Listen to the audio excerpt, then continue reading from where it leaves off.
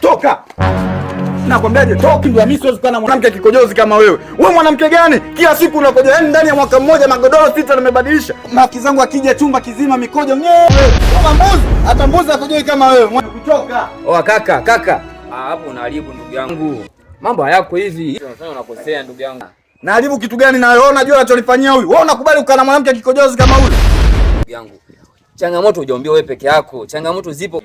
Hata si wenzio tuko na matatizo kama hayo kwa watu wengi. Sema wanatunza kwa sababu vitu vyao vinaishia ndani. Sio kama wewe. Haya maswali ni udhalilishaji unaofanya hapa. Kwa hivi hii ni ndoa.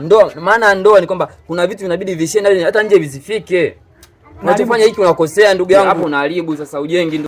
Kwa hiyo yeye ndo anajenga kunikojolea ndani mimi. Nashindwa kuwa na uhuru, naenda kazini nguo zote zinanuka mikojo kaka. Ona naweza wewe. Huyu mshenzi huyu nimemvumilia nimechoka. Ukiona mpaka anatoka nje, kazidi huyu. Mimi nimeshindwa na nimechoka kwanza sasa hivi. Simtaki mimi.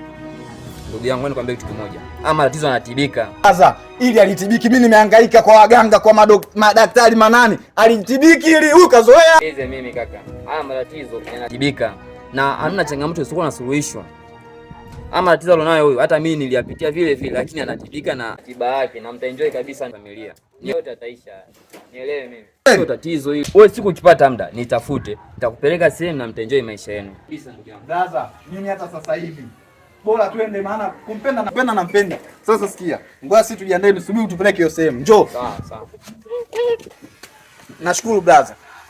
Subiri hapa. Sawa.